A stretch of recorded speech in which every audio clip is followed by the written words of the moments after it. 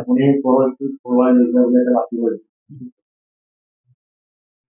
পলাই লৈ যোৱাৰ যিটো অভিযোগ, এইটোৰ ক্ষেত্ৰত মই স্পষ্টীকৰণ দিওঁ যে মই পলাই লৈ যোৱাৰ কথাটো কেনেকৈ আহিল। মইতো অহৰহ এতিয়া ইয়াতো আছোঁ, মোৰ ঘৰত আছোঁ, অফিচত অহা যোৱা কৰোঁ।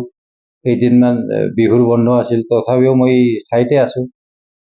আৰু যদি সঁচাকৈ কোনোবা স্ত্ৰীক পলাই লৈ গৈছে, কোন স্ত্ৰী, কি নাম, তেওঁৰ ক'ত তাৰ ঠিকনা, আৰু সেইমতে যদি পলুৱাই লৈ যোৱা বুলি অভিযোগটো ওলাইছে, মইতো সাজু আছোঁ, মই উপস্থিত আছোঁ।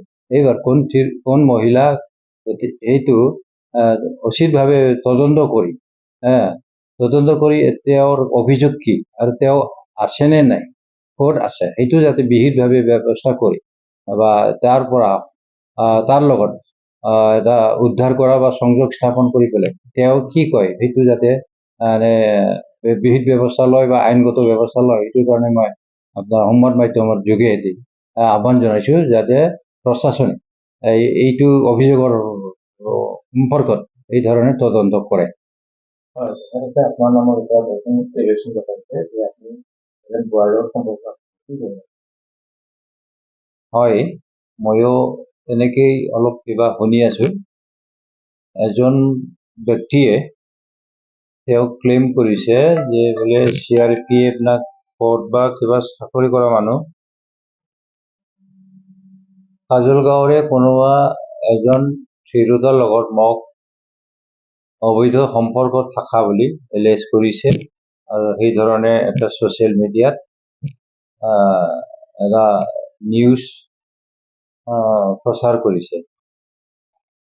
এই ক্ষেত্ৰত যদি মই ক'ব যাওঁ, মই কাজলগাঁও পৌৰসভাৰ চেয়াৰমেন হিচাপে বহু মানুহবিলাক আহে, কাম কৰে, ট্ৰেড লাইচেঞ্চ, পাৰ্মিশ্যন, NOC এইবিলাক কৰে, গতিকে অহা যোৱা হয় বহুতৰ। তো সেই সম্পৰ্কত এতিয়া শুনি কি হৈছিল নহৈছিল বা অহা যোৱা হোৱাটোকে যদি সম্পৰ্ক থকা বুলি এলেজ কৰে, মই এইটো সম্পূৰ্ণভাৱে ডিনাই কৰিম। আৰু মোৰ সেনেকুৱা কোনোবা মাইকী বা থিৰোতাৰ লগত, কোনোবাৰ পৰিয়ালৰ লগত এই ধৰণৰ অবৈধ সম্পৰ্ক থকা বা কেইবা দিন ধৰি অহা যোৱা কৰা, গাড়ীত লৈ ঘূৰা, এনেকৈ কোনো ধৰণৰ ঘটনা হোৱা নাই, আৰু মই একেবাৰে সৰাসৰ এইটো প্ৰত্যাখ্যান কৰিম। আপোনাৰ নামত ৰেগুলেশ্যন দেখাইছে যে আপোনাৰ বন্ধুৱে কৰিছিল, কিবা আপুনি কেইবাদিন ধৰি অপৰাধ হৈ আছে যে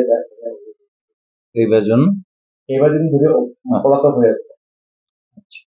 পলাতক হোৱাৰ ঘটনাটো তেওঁক কেনেকৈ কি ক'লে নাজানো। তো মই বিহুৰ এদিন দুদিন আগলৈকে অফিচত আছিল, মোৰ নিজৰ দায়িত্ব পদত কাম কৰি আছিলোঁ। বিহুৰ বন্ধৰ ছুটিৰ দিনা মোৰ চকুৰ গ্লুকোমাৰ এটা আছে, অসুবিধা আছে, গ্লুকোমাৰ এটা সমস্যা আছে। সেইটো চিকিৎসাৰ কাৰণে মই গুৱাহাটীত 12 তাৰিখে এনেকৈ যোৱা হ'ল এপ্ৰিলৰ। তাৰপিছত তাত 2-3 দিন থাকি পেলাই মই চিকিৎসা কৰিলোঁ। তাতে কিছু মোক চিকিৎসা কৰাৰ এই হেৰিবিলাকো আছে, গুৱাহাটীৰ ASG আই হস্পিটেলত মোৰ চিকিৎসা হৈছে, তাতো প্ৰেছক্ৰিপশ্যনো আছে, প্লাছ ঔষধো কিনা এনেকৈ ৰিচিভো আছে।